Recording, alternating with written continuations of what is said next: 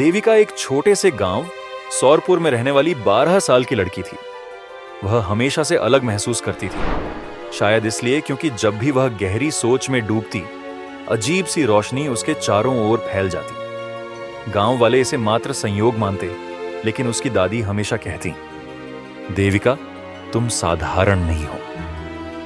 एक दिन तुम्हें अपनी असली पहचान मिलेगी। एक दिन जब वह जंगल में लकड़ियां बीन रही थी, तो अचानक जमीन हिलने लगी, पक्षी तेजी से उड़ने लगे और आसमान पर एक अजीब सी छाया मंडराने लगी। तभी उसे एक झरने के पास एक चमकती हुई मूर्ति दिखी। यह एक देवी की मूर्ति थी, जिसकी आंखें देविका की ओर चमक रही थीं। जैसे ही देविका ने मूर्ति को छुआ, उसके हाथों से एक सुनहरी आभा निकली और अचानक उसके सामने एक सफेद पंखों वाला उल्लू प्रकट हुआ। उसने नरम आवाज में कहा, देविका, समय आ गया कि तुम अपनी शक्ति को पहचानो। तुम केवल एक साधारण लड़की नहीं, बल्कि एक अवतार, एक दिव्य शक्ति का अंश, जिसे इस गांव की रक्षा के लिए भेजा गया है। देविका की शक्ति जाग रही थी, लेकिन ठीक उसी समय सुदूर पहाड़ों के पीछे एक घोर तांत्रिक अनुष्ठान हो रहा था। एक काला वस्त्रधारी तांत्रिक, जिसे लोग निषाद कहते थे, अपने गुरु के समक्ष बैठा था। उसके चारों ओर उल्टे त्रिकोण बने थे और हवाओं में अजीब सी हलचल थी। वह किसी महाशक्ति को जगाने की चेष्टा कर रहा था, राक्षस कालध्वज को। लेकिन इसके लिए एक बलिदान आवश्यक था, एक ऐसी कन्या की बलि जो शनि अमावस्या की अर्धरात्रि को जन्मी हो। निषाद ने कई गांवों में ऐसी कन्या की खोज की, लेकिन उसे कोई नहीं मिली। हताश होकर वह अपने गुरु के पास पहुंचा। गुरु ने अपनी तंत्र शक्ति से ध्यान लगाया और धीरे धीरे मुस्कुराने लगा। उसकी आंखों में एक भयावह चमक थी। उसने कहा, लड़की तो तेरे घर में ही है निषाद, यही तेरी परीक्षा है। निषाद का दिल कांप उठा। उसकी पत्नी ने हमेशा यह सच उससे छुपाया था कि उनकी बेटी अश्विनी भी उसी दुर्लभ मुहूर्त पर जन्मी थी। गुस्से और भ्रम से भरा निषाद अपने घर पहुंचा। जब उसने अपनी पत्नी से सच्चाई पूछी, तो वह कांप उठी और रोते हुए बोली, मैं जानती थी कि एक दिन तुम इसे जान जाओगे, लेकिन क्या तुम अपनी ही बेटी की बलि दे सकते हो? निषाद के अंदर का पिता संघर्ष कर रहा था, लेकिन तांत्रिक की हवस हावी हो गई। रात के अंधेरे में उसने अश्विनी को चुरा लिया और बलि के लिए ले गया। शनि अमावस्या की रात, जब देविका अपनी शक्ति को पहचानने की कोशिश कर रही थी, उसी समय दूर पहाड़ों के एक पुराने मंदिर में अश्विनी की बलि दे दी गई। अब अंधकारमय गुफा के भीतर जमीन कांप रही थी। हवा में राख और गंधक की तीव्र गंध फैल गई थी। एक विशाल राक्षसी आकृति धीरे धीरे अंधकार से बाहर आई। उसके लंबे नाखून थे, उसकी आंखें अंगारे जैसी जल रही थीं और उसकी सांसें जमीन को झुलसा रही थीं। यह कालध्वज था, वह भयानक असुर जो सदियों पहले पराजित हुआ था, लेकिन अब निषाद के बलिदान के कारण फिर से जाग उठा था। कालध्वज ने अपनी भारी आवाज में गरजते हुए कहा, कौन है जिसने मुझे फिर से जगाया? निषाद डरते हुए उसके सामने झुका। महाराज, यह आपकी सेवा में किया गया तांत्रिक यज्ञ था। कालध्वज उसकी भक्ति से प्रसन्न हुआ और बोला, तूने मुझ पर बड़ा उपकार किया है निषाद। अब से तू मेरा सेनापति होगा। लेकिन एक बात बता, वह लड़की कहाँ है जो मुझे फिर से कैद कर सकती है? निषाद ने सिर झुका लिया। उसका पता लगाया जा रहा है महाराज, बहुत जल्द वह हमारी मुट्ठी में होगी। कालध्वज की आंखों में एक शैतानी चमक आई। अच्छा, तब तक हमें अपनी सेना तैयार करनी होगी। इस बार कोई भी मुझे रोक नहीं सकता। दूसरी ओर देविका अपनी शक्तियों को समझने की कोशिश कर रही थी। जंगल के एक गुप्त स्थान पर सफेद उल्लू उसे दिव्य शक्तियों का अभ्यास करा रहा था। ध्यान केंद्रित करो देविका, तुम्हारे भीतर देवी की शक्ति है, बस उसे जगाने की जरूरत है, उल्लू ने कहा। लेकिन देविका हताश हो रही थी। मुझसे नहीं होगा, मैं बस एक साधारण लड़की हूँ, मैं कोई देवी का अवतार नहीं। उल्लू उसकी इस बात से निराश था, लेकिन उसे पता था कि एक दिन देविका अपनी शक्ति को पहचान ही लेगी। अचानक आसमान में एक विशाल छाया मंडराई। एक विशाल बाज हवा को चीरता हुआ उनकी ओर झपटा। इससे पहले कि देविका कुछ समझ पाती, बाज ने उल्लू को अपनी नुकीली चोंच में दबोच लिया। उल्लू दर्द में चीख उठा, देविका, मेरी मदद करो। देविका हक्का बक्का रह गई। यह बाज कोई साधारण पक्षी नहीं था। उसकी आंखों से नीली रोशनी निकल रही थी और उसके पंखों पर रहस्यमयी मंत्र खुदे हुए थे। वह किसी मायावी शक्ति से युक्त था। उल्लू छटपटा रहा था, लेकिन बाज उसे नोचने लगा। अब देविका के पास कोई चारा नहीं था। उसने पहली बार अपनी शक्तियों का प्रयोग करने की कोशिश की।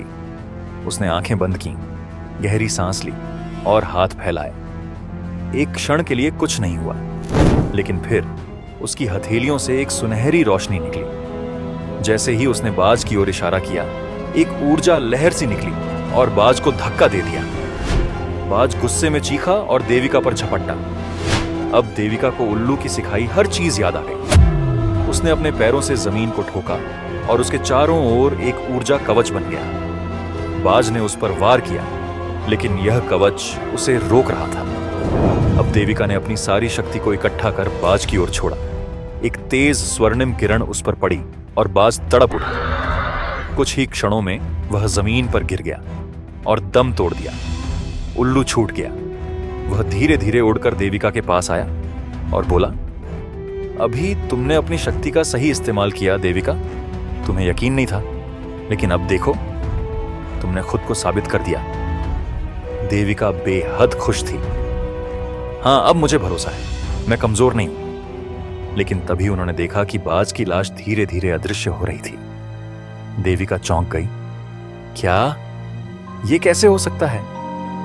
उल्लू मुस्कुराया और कहा, यह सिर्फ एक परीक्षा थी। यह बाज असली नहीं था। यह मेरी बनाई हुई माया थी। मैंने तुम्हें तुम्हारी शक्ति को पहचानने का अवसर दिया था। देविका कुछ पल के लिए अवाक रह गई। फिर उसकी आंखों में आत्मविश्वास चमक उठा। अब वह जान चुकी थी कि वह साधारण लड़की नहीं, बल्कि एक योद्धा थी। लेकिन यह सिर्फ शुरुआत थी। काल ध्वज आ चुका था और अब असली लड़ाई उसके सामने थी। देविका उल्लू के साथ खुशी खुशी गांव की ओर लौट रही थी। अब उसे खुद पर पूरा भरोसा था। उसे लग रहा था कि वह अपने लोगों की रक्षा कर सकती है, अपने भाग्य को स्वीकार कर सकती है। लेकिन जैसे ही वह गांव के नजदीक पहुंची, उसे एहसास हुआ कि कुछ गड़बड़ है। चारों ओर सन्नाटा था। हवा में एक अजीब सी घुटन थी। जैसे ही उसने गांव के अंदर कदम रखा, एक भयानक अट्टहास गूंजा। तो तू ही है वो लड़की? देविका का खून जम गया। उसके सामने एक ऊंचा भयावह काला राक्षस खड़ा था, काल ध्वज। उसके पीछे उसकी दानवी सेना थी और उसके दाएं हाथ पर निषाद खड़ा मुस्कुरा रहा था। मैं कब से तेरा इंतजार कर रहा था देविका। काल ध्वज गरजा। निषाद ने आगे बढ़कर कहा, महाराज, यही है वह लड़की जो आपको रोक सकती थी, लेकिन इसकी शक्ति अभी पूरी तरह जागी नहीं है। यही सही समय है इसे खत्म करने का। काल ध्वज ने दांत पीसे। तू बिल्कुल सही कह रहा है निषाद। चलो इसे अभी खत्म कर देते हैं। काल ध्वज बहुत विशाल था, पर देविका घबराई नहीं। वह अब पहले वाली कमजोर लड़की नहीं थी। उसने अपने उल्लू को देखा, जो गरजता हुआ उड़ने लगा। तू अगर सच में इतना शक्तिशाली है, तो आकर मुझसे लड़, देविका गरजी। काल ध्वज ने अपनी सेना को हमला करने का आदेश दिया। विशाल राक्षस, भयानक भेड़िए और छाया दानव देविका पर टूट पड़े, लेकिन वह अब किसी से डरने वाली नहीं थी। देविका ने अपनी शक्ति को महसूस किया। उसके चारों ओर सुनहरी आभा चमकने लगी। उसने अपने हाथ उठाए और जमीन से एक तेज ऊर्जा लहर निकली, जिसने कई राक्षसों को हवा में उड़ा दिया। उल्लू बिजली की गति से उड़कर दुश्मनों पर हमला करने लगा। देविका और वह एक साथ लड़ रहे थे, लेकिन तभी काल ध्वज ने एक जोरदार दहाड़ लगाई। उसकी आंखों से अंधकार निकला और उसने एक झटके में देविका को घेर लिया। देविका हिल भी नहीं पाई। अब तू मेरी बंदी है, मूर्ख लड़की। उसने अपने जादुई जंजीरों से देविका को बांध दिया। अब वह न हिल सकती थी, न बोल सकती थी। गांव के लोग डर के मारे रोने लगे। काल ध्वज ने ठहाका लगाते हुए कहा, देखो, तुम्हारी रक्षक अब मेरी कैद में है। अब मैं इस गांव को जला दूंगा। उसने आग उगलते हुए गांव वालों पर हमला करना शुरू कर दिया। बच्चे और बूढ़े चीखने लगे। चारों ओर तबाही मच गई। जैसे ही देविका ने गांव वालों को तड़पते देखा, उसके अंदर कुछ जाग उठा। नहीं। उसकी आंखें चमकने लगीं, उसकी जंजीरें खुद ब खुद टूट गईं, उसकी आवाज गूंज उठी। मैं तुम्हें इस धरती से मिटा दूंगी कालध्वज। देविका के पूरे शरीर से दिव्य ऊर्जा निकलने लगी। वह अब सिर्फ एक लड़की नहीं थी, अब वह स्वयं शक्ति का रूप थी। कालध्वज ने उस पर फिर से हमला करने की कोशिश की, लेकिन इस बार वह असफल रहा। देविका की शक्ति अब पूर्ण रूप से जाग चुकी थी। उसने एक हाथ उठाया और स्वर्णिम बिजली कालध्वज पर गिरा दी। विशाल असुर तड़प उठा। वह चीखा, नहीं, ये नहीं हो सकता, मुझे कोई नहीं मार सकता। लेकिन देविका ने अपना आखिरी वार किया।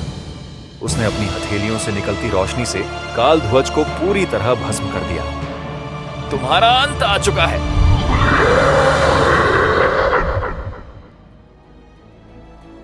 एक अंतिम चीख के साथ कालध्वज का अस्तित्व मिट गया। उसकी सेना हवा में विलीन हो गई। निषाद ने यह देखा और मौका पाकर वहां से भाग निकला। गांव वाले खुशी से चिल्लाने लगे। उनकी देवी ने उन्हें बचा लिया था। देविका की दादी आगे आईं और बोली, बेटी, यह हमारे कुल का वरदान है। हर युग में हमारे घर में एक देवी का जन्म होता है जो अपने लोगों की रक्षा करती है। अब तुम्हारी बारी है। देविका मुस्कुराई। अब उसे अपने भाग्य को स्वीकार करने में कोई हिचक नहीं थी। हाँ, मैं अपने लोगों की रक्षा करूंगी, हमेशा। गांव वालों ने खुशी से नारे लगाए और उल्लू ने गर्व से अपनी पंख फड़फड़ाए। देविका अब सिर्फ एक लड़की नहीं थी, वह गांव की रक्षक और एक देवी थी।